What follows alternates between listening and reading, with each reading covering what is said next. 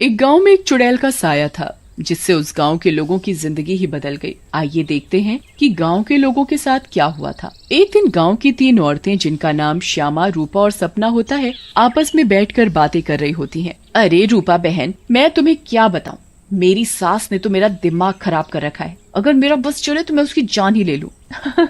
अरे क्या हुआ श्यामा बहन, इतना गुस्से में क्यों हो? शांति मौसी ने क्या कर दिया? हाँ तुम घर में अकेली हो ना, इतने मजे से रहती हो। हमसे पूछो जिनकी सास है, एक तो खाती हैं इतना, रोटी बना बना कर मेरे तो हाथ ही थक जाते हैं, ऊपर से हर काम में कमियां निकालती हैं। सही कह रही हो श्यामा बहन, मेरी कहानी भी कुछ कुछ तुम्हारी तरह ही है। मैं तो जरा सा अपने मर्द के साथ बैठ क्या जाऊं, पता नहीं कहां से बुढ़िया को खबर मिल जाती है, वहीं आकर सर पर खड़ी हो जाती है।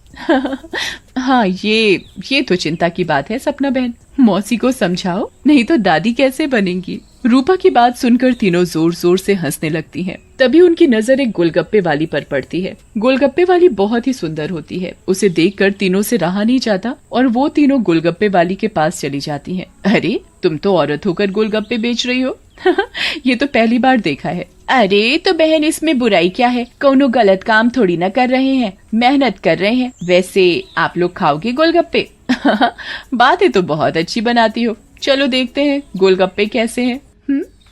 उसके बाद श्यामा और सपना दोनों गोलगप्पे खाने लगती हैं और रूपा वहीं खड़ी हो जाती है। रूपा को ऐसे खड़े देख गोलगप्पे वाली बोलती है, अरे बहन, आप नहीं खा रही गोलगप्पे? क्या हुआ, कहीं आपको अपने फिगर खराब होने का डर लग रहा है क्या?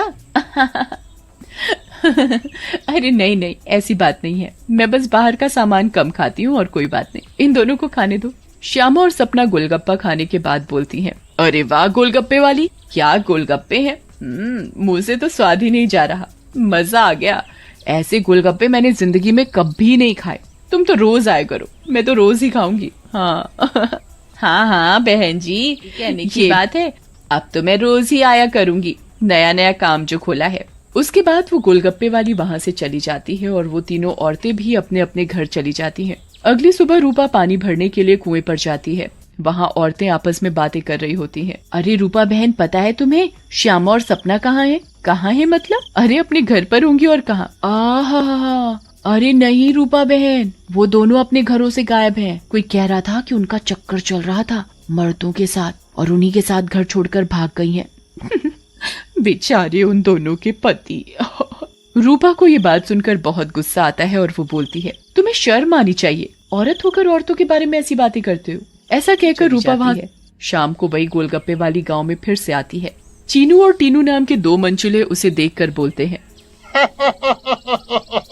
अबे टीनू, वो देख क्या लड़की है, एकदम एक नंबर, ये तो तेरी भाभी बनने लायक है बीड़ू। सही कह रहा है चीनू, लेकिन इसमें थोड़ा गलती होने का, ये अपन की नहीं, तेरी भाभी बनने लायक है, समझा क्या? फिर वो दोनों गोलगप्पे वाली के पास जाते हैं और बोलते हैं, ए गोलगप्पे वाली, क्या गोलगप्पे खिलाएगी हम दोनों को? आप दोनों भी कैसी बातें करते हैं, ये गोलगप्पे क्या मैंने पानी भरकर होली में मारने के लिए रखे हैं? आप बहुत मजाक किया हो मेरी तरह। वैसे क्या नाम है आपका? क्या रखा है साहब, आप गोलगप्पे खाइए ना, अगली बार आऊंगी तो नाम भी पता चल जाएगा। फिर चीनू और टीनू गोलगप्पे खाने लगते हैं। वाह, क्या गोलगप्पे हैं, कितने टेस्टी, लगता है तुम्हारे हाथ चूम लूं। मजा आ गया, मजा। फिर टीनू और चीनू गोलगप्पे वाली के सारे गोलगप्पे खा जाते हैं। अरे आप दोनों तो बहुत सारे गोलगप्पे खा गए, कहीं आपका पेट न खराब हो जाए। कुछ नहीं होगा हम दोनों को, हम दोनों का बॉडी एकदम स्टील के माफिक है। वैसे कल आएंगी आप यहाँ?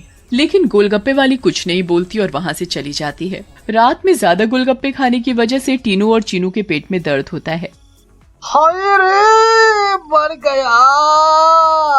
अरे टीनू भाई, लड़के का चक्कर अपन दोनों के लिए भारी पड़ गया रे। बहुत तेज दर्द हो रहा है पेट में। आ! सही बोल रहा है भाई, अपन के पेट में भी गुड़गुड़ गुड़गुड़ सा हो रहा है और टॉयलेट तो कई बार होकर आया। मर गया रे, फिर से आ गई। टीनू और चीनू दर्द के मारे पेट पकड़कर बैठे होते हैं। तभी वो गोलगप्पे वाली उनके पास आ जाती है और बोलती है, क्या हुआ मेरे आशिकों, ऐसे क्यों बैठे हो, पेट में दर्द हो रहा है क्या? तुम्हें पता था कि क्या मिलाया है तुमने इसमें? लेकिन तभी गोलगप्पे वाली चुड़ैल के रूप में आ जाती है। उसे ऐसे देखकर टीनू और चीनू दोनों घबरा जाते हैं और भागने लगते हैं। ये क्या हो गया अपन लोगों के साथ? हम तो परी समझ रहे थे, ये तो चुड़ैल निकली। अब हम क्या करेंगे? भागो रे भागो, अपनी जान बचाकर भागो। अब हम क्या करेंगे? करेगी तो ये चुड़ैल, अगर हम यहाँ से नहीं भाग पाए, इसलिए भागो यहाँ से। लेकिन चुड़ैल उन दोनों को पकड़ लेती है और मार डालती है और वहाँ से चली जाती है। इसके बाद तो मानो ये रोज की बात हो जाती है। रोज वो चुड़ैल गोलगप्पे वाली गोलगप्पे खिलाकर रात में लोगों को मार डालती। इन सब से गांव वाले बहुत परेशान हो जाते हैं और एक दिन पंचायत बिठाते हैं। पंचायत में रूपा भी जाती है। अरे भाइयों, गांव संकट में है, हम सबको मिलकर इस समस्या का समाधान निकालना पड़ेगा, नहीं तो एक एक करके पूरा गांव ही खाली हो जाएगा। तभी रूपा का पति दीनू बोलता है, लेकिन सरपंच जी, हमें तो कुछ पता नहीं है कि ये सब कौन कर रहा है, या लोग अपने आप घर छोड़कर जा रहे हैं।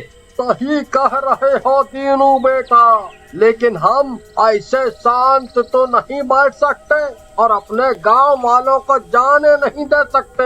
हमें कुछ तो करना ही होगा। हाँ। फिर पंचायत में कोई भी फैसला न निकलने पर सभी गांव वाले अपने अपने घर चले जाते हैं। उसी दिन दोपहर में चुड़ैल फिर से गोलगप्पे वाली का भेष बदल कर गाँव में आती है। उसके पास जाती है और बोलती है, अरे गोलगप्पे वाली, जरा गोलगप्पे खिला दे, सुबह से मन खराब हो रहा है, शायद चटपटा खाने से ठीक हो जाए। लेकिन तभी उसकी नजर गोलगप्पे वाली के पैरों पर पड़ती है। गोलगप्पे वाली के पैर उल्टे होते हैं। रूपा ये देखकर समझ जाती है कि हो ना हो ये इसी का किया धरा है। रूपा सब समझने के बावजूद गोलगप्पे खाने लगती है और खाकर वहाँ से चली जाती है और दीनू के घर में जाकर सारी बात बताती है, जिसे सुनकर दीनू बोलता है, तुम पागल हो गई हो क्या रूपा? अगर उस गोलगप्पे वाली पर तुम्हें शक था तो तुमने गोलगप्पे क्यों खाए और अपनी जान जोखिम में क्यों डाली? मैंने नहीं डाली। तुमने एक बात पर ध्यान नहीं दिया, गांव में जितनी भी लाशें मिली हैं वो सिर्फ आदमियों की हैं, एक भी औरत की नहीं है। इसका मतलब ये है कि ये चुड़ैल अभी सिर्फ आदमियों को मार रही है। लेकिन रूपा, फिर भी औरतें तो गायब हो रही हैं और वो चुड़ैल निकली तो तुम उसका मुकाबला कैसे करोगी? हम औरतों में बड़ी शक्ति होती है, हम अगर अपनी पर आ जाएं तो किसी को भी अपने बस में कर लें। ये तो एक चुड़ैल है, इसे मैं देख लूंगी। तुम चिंता मत करो। फिर रूपा और दीनू अपने कमरे में सो जाते हैं। लेकिन रूपा की चिंता में दीनू को नींद नहीं आती और वो आंख बंद करके लेटा रहता है। रात में चुड़ैल उन दोनों के कमरे में आती है और रूपा को यूं आराम से सोते हुए देखकर हैरान रह जाती है। ये औरत तो वाकई बहुत निडर है, क्या मत सो रही है, लेकिन आज के बाद डरेगी। ऐसा कहकर चुड़ैल सोती हुई रूपा को उठा लेती है और जंगल की ओर चल पड़ती है। चुपचाप चुड़ैल का पीछा करने लगता है। चुड़ैल एक गुफा के सामने पहुंचकर रुक जाती है और गुफा को खोलती है। खुल जा सिमसिम। गुफा का दरवाजा खुल जाता है और चुड़ैल अंदर चली जाती है। दीनू भी चुपके से उनके पीछे पीछे अंदर चला जाता है। अंदर जाकर चुड़ैल रूपा को एक अंधेरे कमरे में ले जाती है और रोशनी करती है। जैसे ही वहाँ रोशनी होती है, गांव की बाकी औरतें भी रूपा को दिखाई देती हैं। श्यामा और सपना भी वहाँ होती है। अरे चुड़ैल, ये सब क्या है? गांव की औरतें, तुम ये क्या कर रही हो? लेकिन चुड़ैल कुछ नहीं बोलती। रूपा बहन, ये चुड़ैल पूर्णिमा के दिन हम सब औरतों की बलि देगी, बचा लो हमें। ये बचाएगी तुम्हें। इसकी जान तो खुद खतरे में है। तभी वहाँ दीनू आ जाता है और बोलता है, रूपा की नहीं चुड़ैल, बल्कि तू खतरे में है। दीनू सब औरतों को जलती मशाल दे देता है। चुड़ैल, तूने हमको और गांव वालों को बहुत परेशान किया है, गोलगप्पों की कसम नहीं। ऐसा कहकर औरतें चुड़ैल के ऊपर मशाल डाल देती हैं और चुड़ैल जलने लगती है। मुझे जाने दो, छोड़ दो। लेकिन चुड़ैल थोड़ी ही देर में जलकर भस्म हो जाती है।